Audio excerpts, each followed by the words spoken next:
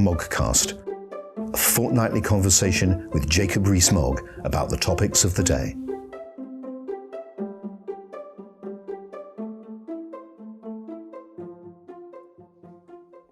Welcome to the first Moggcast of this political year.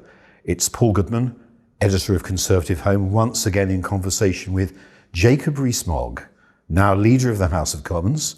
My first Moggcast with him since that happened here in the Cabinet Office at the heart of government. So Jacob, let's get straight down to business. I'm not going to ask you about my proprietor's biography, Lord Ashcroft's book. We're going to save that up for the Moggcast special at Conservative Party conference, which I've thereby just advertised. We'll go straight down to business, and I want to ask you what you make of the Labour conference vote on private schools. Oh, it's just a reminder of the hard left's ambition to prevent people from having freedom of choice. That there is a great difference between the Conservative Party and the Labour Party. The Conservative Party wants individuals to run their own lives, make free choices, and to have a political system that takes obstacles out of people's path. The socialist view is that the man in Whitehall, where we are, really does know best, as Douglas J said all those years ago. And this is a reminder of how controlling the hard left is. It wants to lead people's life for them and take away their ability to choose.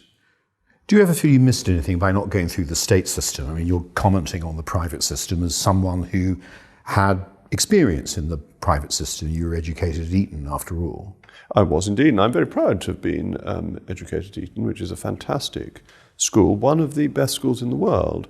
And it's really interesting the extent to which our private schools are filled with people from around the world because they are so good.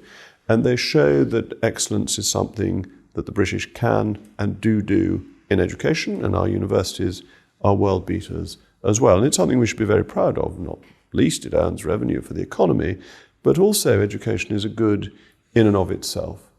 But did I miss something by not going to a state school? One always misses something by not doing the thing that one might otherwise have done, but one can't do everything. And therefore life evolves in a way where you see that you could have gone down a different route and life would have been different. But it's no point in bemoaning that, I don't think. Are your children going to follow in your footsteps, by the way?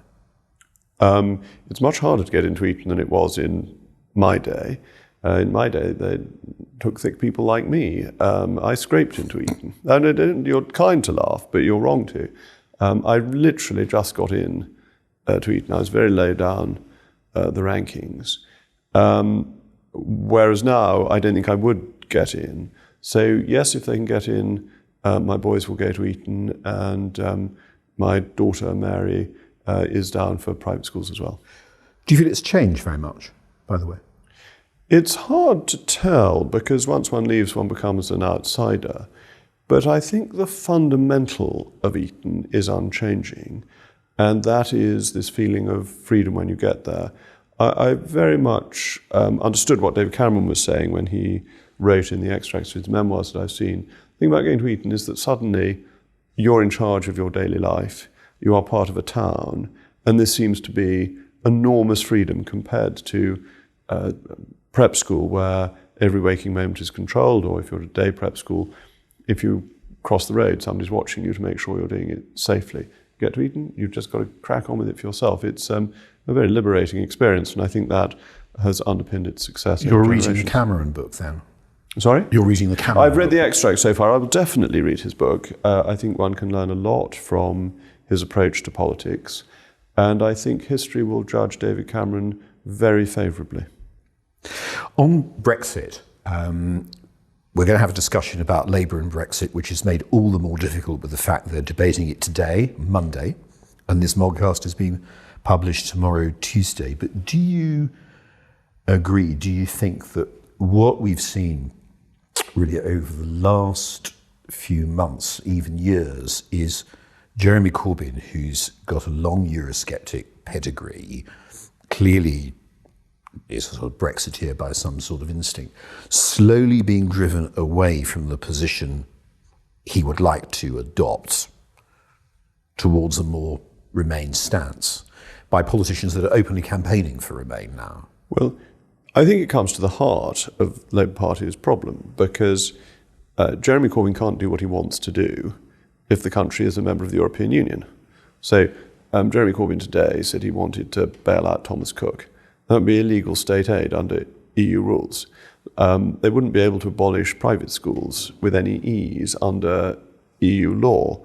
So Jeremy Corbyn, who is a red in tooth and claw socialist, recognises that he cannot do what he wants to do if he finds the UK still in the European Union.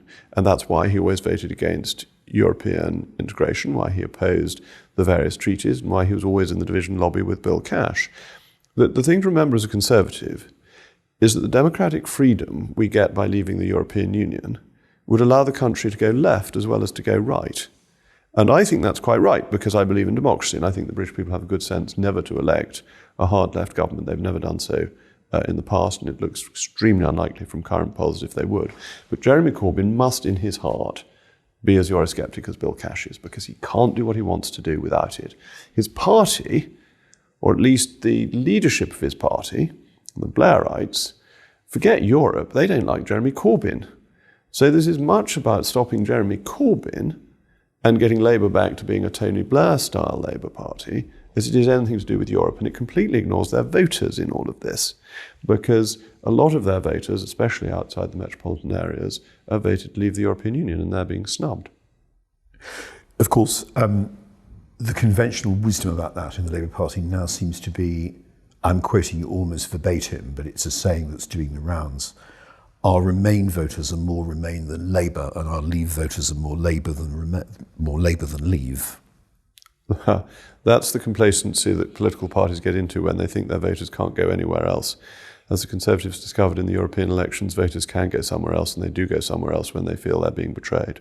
Just a moment ago, you referred to the private education issue and said he'd have great difficulty doing that in government. One reason for that would be the courts. Do you think that there would be, in this imaginary world of a Jeremy Corbyn premiership, would there be a change of mood among Conservatives about the courts? Because there is a view in part of the Conservative family, it's pushed very extensively by Policy Exchange, that the courts have become too political. They're too active in the political sphere. Don't you think that would change if we had a Corbyn government and a Corbyn government attempted to do all sorts of things that are outside the human rights framework? In my book on the Victorians, still available from all good bookshops, I had a chapter on Dicey. And the reason I did so is that Dicey sets out the Constitution as he saw it at the end of the 19th, early 20th century, and established concepts that I think are very important in a constitutional understanding. One of these is the sovereignty of Parliament, and the other is the rule of law. And I think the understanding that he had is the best understanding for the most stable and effective constitution and allows for the best forms of government. But you have to remember within this various things. One is, where does the sovereignty come from? And that is from the people. And that's why Dicey was in favour of referendums. He thought that there were some issues that needed to be referred to the generators of sovereignty rather than the exercisers of that sovereignty on behalf of the generators. And he also made this very important point that convention was there ultimately to ensure that Parliament and the Cabinet did what the nation wanted. And I think that constitutional understanding is a very conservative one, and it has a right place for the various powers, that is to say, the executive, the legislature, and the judiciary.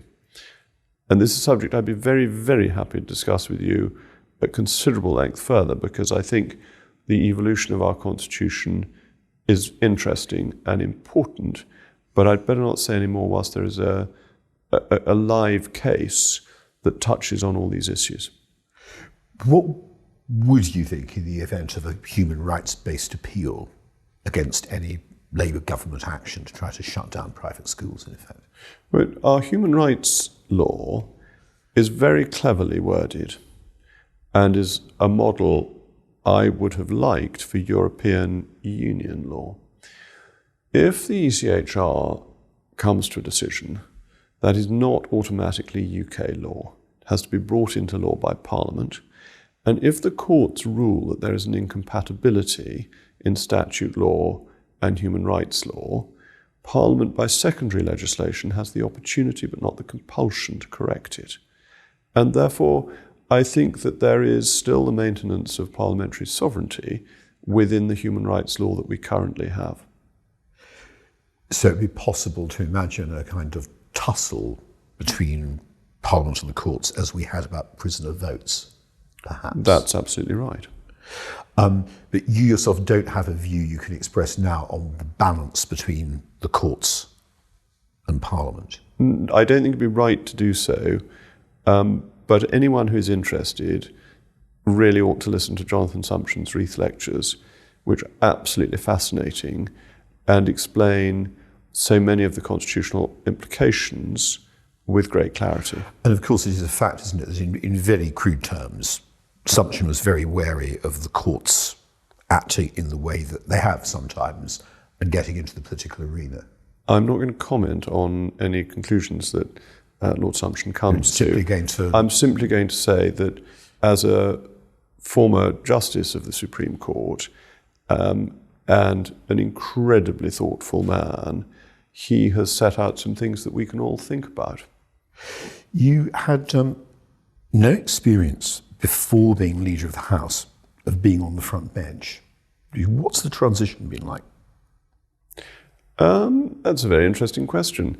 The great advantage you have speaking from the dispatch box is that you have the last word, whereas when you're a backbencher, you make your question, you sit down and you shut up, you can't come back again. And that is rhetorically an advantageous position to be in. Do you feel in any ways that, let's be blunt, that you messed up in the response you gave to the debate, after which the 21 didn't support the government and were deprived of the whip? As one version of events is, well, Jacob got up and he gave an Oxford Union speech and he put their backs up. I think that's ridiculous to think that people were willing to sacrifice the whip because they didn't like a few words that I'd said. We were dealing with the fundamentals of the Constitution. I think it's an extremely unlikely set of circumstances. Would you hope to have them all back, by the way? Well, the issue that we face on the whip is if the government were to have an election, which it wants, and were to win by 10 or 15 seats, would its Brexit policy once again be stymied?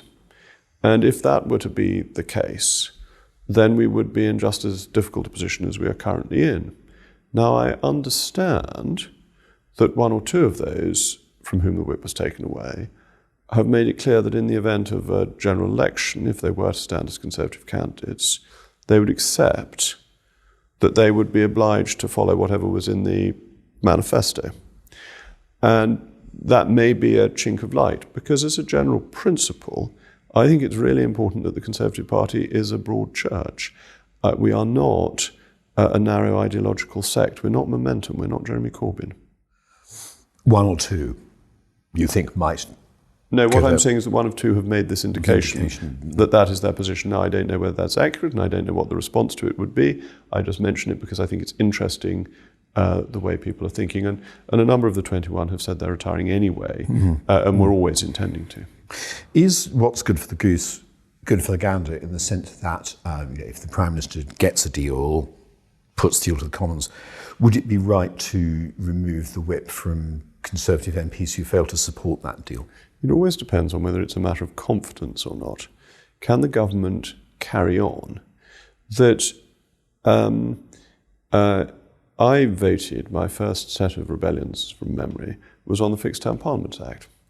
Now, this made no difference to whether or not the government could carry on. It's a particularly foolish piece of legislation, as it happens, and one the Conservatives were committed to repealing in their last manifesto. It is perfectly reasonable to vote against the government on non-confidence matters. But if your vote is fundamental to the survival of the government, and that is expressly clear, then it is reasonable to withdraw the whip. And the question that you may want to ask whether it's for me to suggest the questions you may want to ask is another matter, is that how would I have voted had Theresa May made meaningful vote 1 a matter of confidence and said, if I lose, I will go to an election and anyone who votes against me will not be able to stand as a Conservative. That would certainly have made me think twice. But she didn't do that. But in the last resort, were the government to make a vote on a deal, on another withdrawal agreement, whatever, a vote of confidence, and it's entirely possible to think that it might, given the importance of these things, you therefore wouldn't balk if the whip were taken away from members of the ERG who voted against the government or failed to support it. I think the deal that Boris Johnson is likely to get will be so enormously popular with the country at large that ERG members will be practically dancing in the streets in its support. So I think what you're proposing is unlikely. We must come back to that. If we will come back to that. Back as to long as I am seat. still a member of the ERG, though I've retired from the chairmanship. Just to reassure people, I won't myself be dancing because I don't think that would be sightly. Talking of dancing, what about lying down? What do you feel about all that in retrospect? It's very funny. The people who create memes have very vivid imaginations and came up with some really quite brilliant little bits.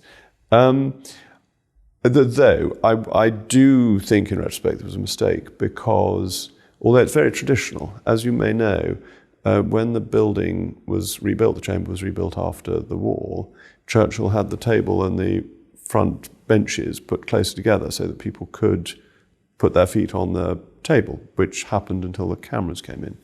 But the difficulty with these things is that sitting comfortably detracts from the argument that one is putting across. And much though the memes were fun, that doesn't help anybody. Have you seen other members of the government front bench do that? They always used to. Were you leaning back to listen, by the way? Because No, I'm not going to make any wet excuse for it. I was leaning back because it was more comfortable. There's no other reason. No other reason than that? No ulterior motive, no. And finally, we're getting towards the sort of final questions. Where do you think we are on the deal, the negotiation, the EU, whatever may happen when you come back, assuming the court doesn't summon you all back?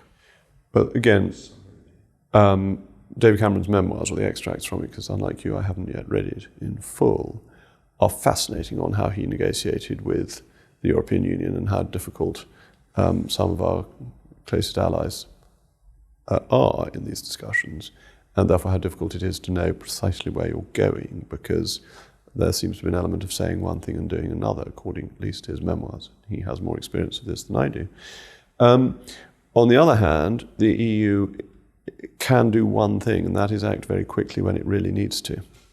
If you recall, the bailout for the euro of 600 billion euros was arranged over a weekend. Whilst the markets were closed, it had to be done before the New Zealand foreign exchange market reopened. In fact, it ignored all the EU's laws and treaties. Nonetheless, it stumped up 600 billion euros to do it. When it needs to act quickly, it can do so very quickly. When it doesn't need to act quickly, it models itself on the sluggard. It's the voice of the sluggard. I heard him complain, "You've waked me too soon, I must slumber again," as the door on its hinges, so he on his bed turns his hide in his shoulders and his heavy head. And I think we may get some swift action as we get closer to the 31st of October. On a decidedly non-sluggardly note, do you share the Prime Minister's optimism that there'll be a deal? He's very optimistic and usually is. Yeah, I think there is a high chance of a deal. Jacob, thank you very much. It was a pleasure we will as always. sit down again in front of a live audience at Conservative Party conference for our Moggcast special and look forward to seeing you then. Well, I'm much looking forward to it. Thank you for giving me the opportunity to appear in front of some of the best people in the country at the Conservative Party conference. I'm very grateful. The Moggcast, a fortnightly conversation with Jacob Rees-Mogg about the topics of the day.